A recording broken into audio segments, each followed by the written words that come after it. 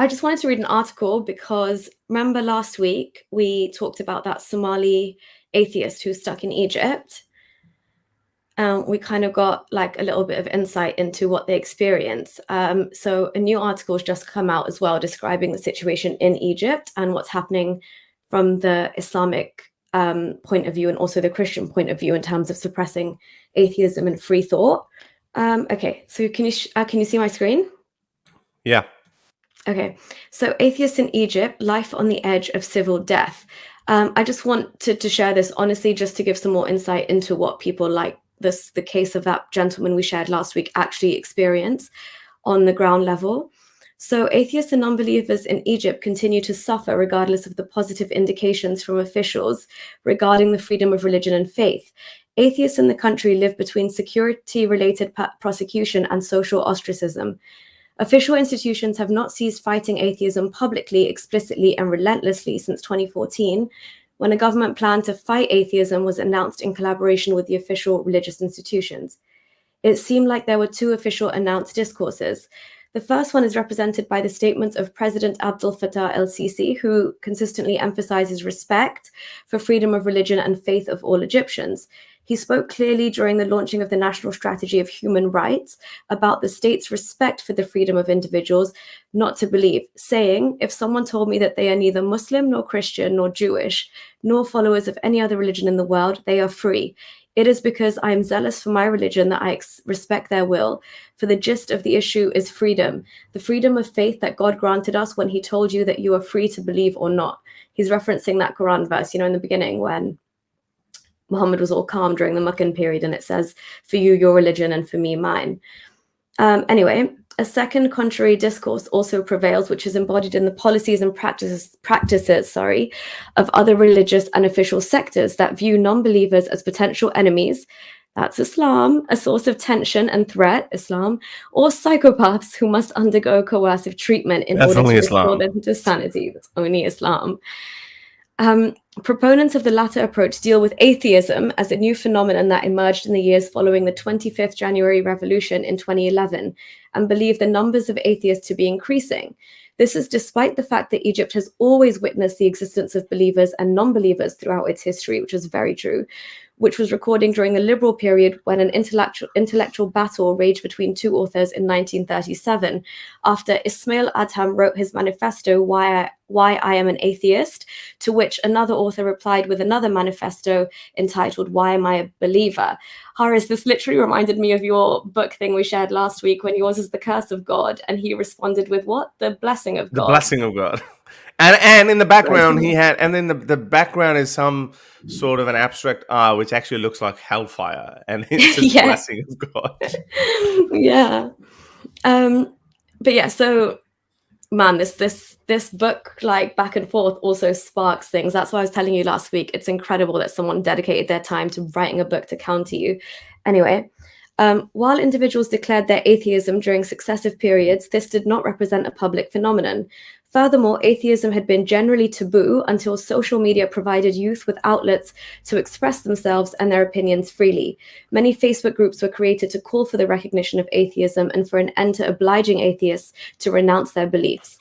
They appeared in public television programs and raised their demands for religious freedom and secularism of the state. During this period, a number of atheists were subject to legal and social prosecution, whether through trial for defamation of religion or social harassment, such as Albert Saber. However, they were not subject in general to explicit and institutionalized hate speech and incitement. In 2014, though, there was a pronounced shift through the announcement of the Ministry of Youth of a government national plan to confront and eliminate atheism in collaboration with the Muslim and Christian religious institutions.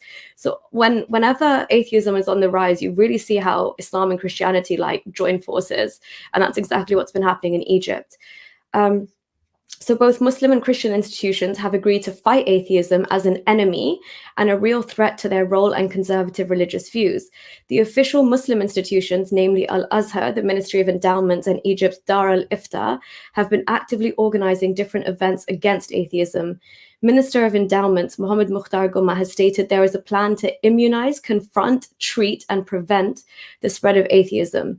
He also added during a parliamentary discussion on the spread of the phenomenon of atheism, the idea of atheists, gays, and extremists are ticking time bombs similar to those of extremism and terrorism. Okay.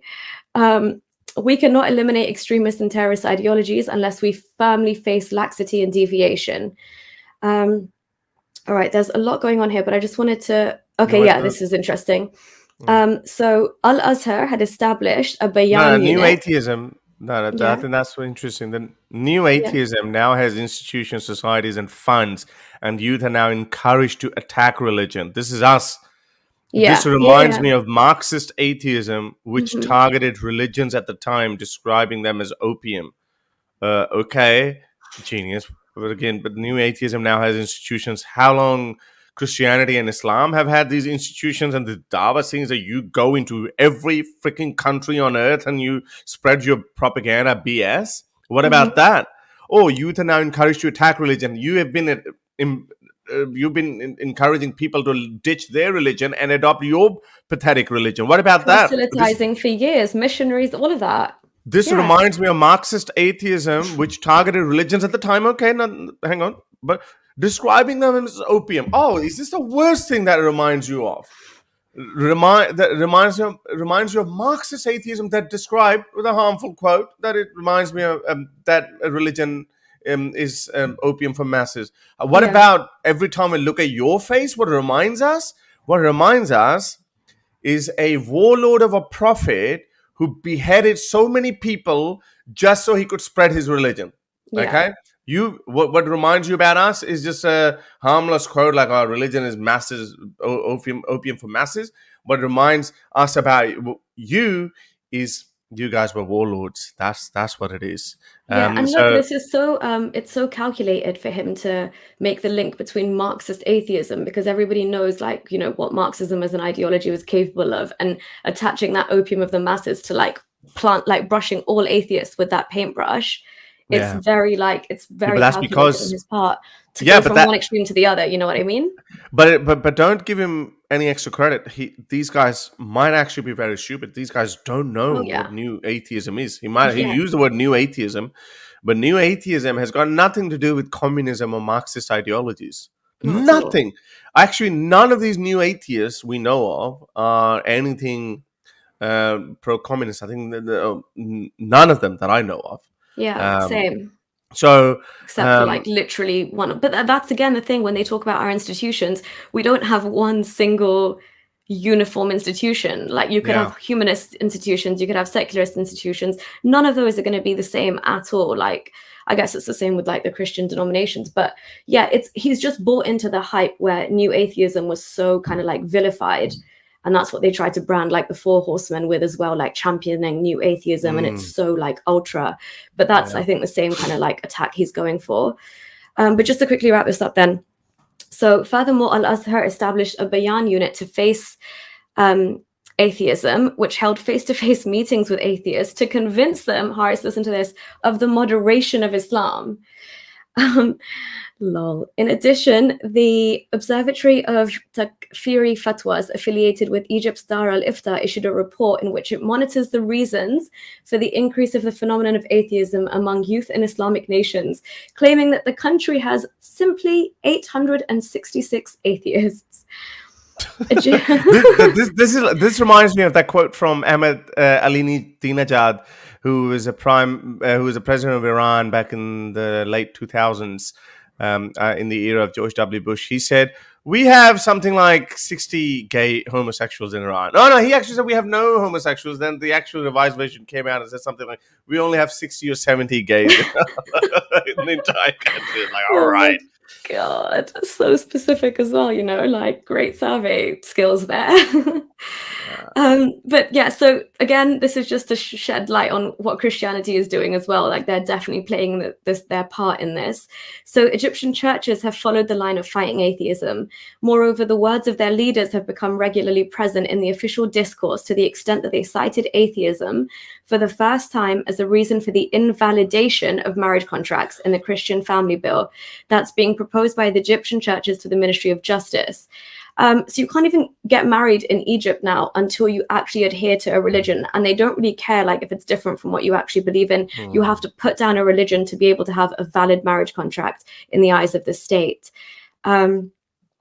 So this is, if anyone's interested, I'll pop this into the link, but this really goes into details of what they're doing to these people. And so Johan Candlin, he outlines, or she outlines, I can't tell, a 3-phase model, and it starts with disinformation, which essentially is used to like, so that's false prejudice and negative stereotypes of atheists. Like in America, how atheists are lumped in as being like as bad as rapists in the eyes of like religious people, or how in India Muslims are portrayed, how in Pakistan other the non-Muslims are portrayed. Is a similar formula everywhere. Or how Hitler did that with Jews. It's the same formula. Disinformation, first vilify them, tell them how evil, nasty these people are, and then discrimination begins. Like this, people start spitting in their faces. They said, welcome here, blah blah blah, and then comes the violence. So it's a simple formula. You have to be an idiot of the highest caliber not to be able to see these things. And Horace, look at this. Look at what this Dr. Ahmed Ayad, head of the Department of Psychology at Tanta University, he pointed out that the individual cases of atheist students were discovered at university as a result of their watching videos and opinions that propagate this thought. Oh my. They were, according to him, attracted to believe in atheism, check this, as a result of their fragile personalities and vulnerability. Therefore, they were provided with psychotherapy sessions and they were dealt with, quote unquote, very seriously and professionally until the university succeeded in restoring their sanity. So basically, very seriously and professionally means they were harassed, bullied, and they were locked in a room, and they were saying, conversion therapy. Unless you go back to Islam, we're going to F you up and your entire family. My family is Muslim. No, we don't care about that. Okay, all right, I'm going to become a Muslim again. Their sanity has been restored. You bits, you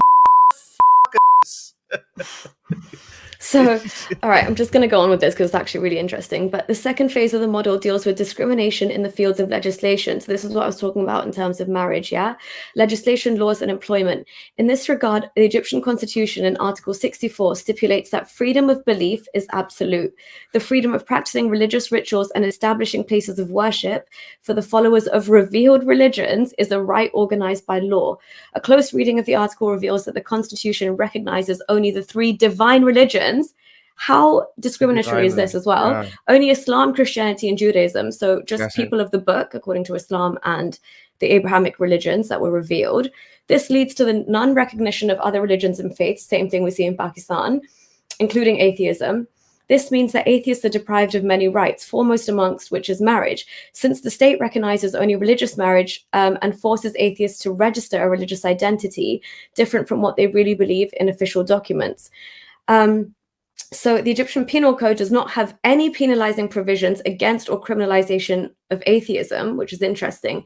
However, that so-called amazing blasphemy law that still exists in this day and age, they have it, and it's Article 98 for them.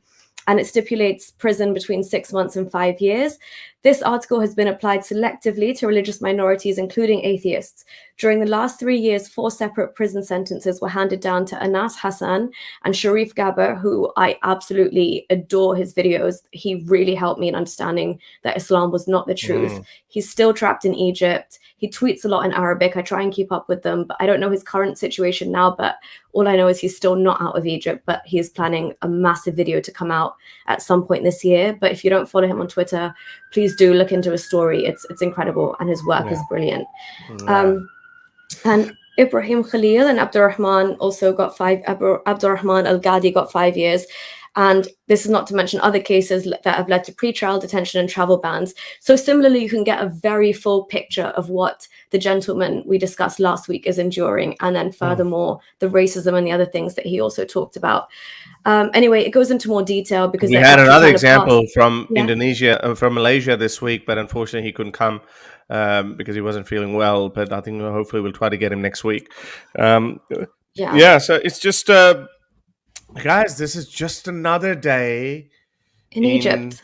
In Egypt or another major Muslim country. So thanks for that news story. If you like these videos and want to support me in my activism, then you can support me on Patreon or PayPal. Stay free, everyone.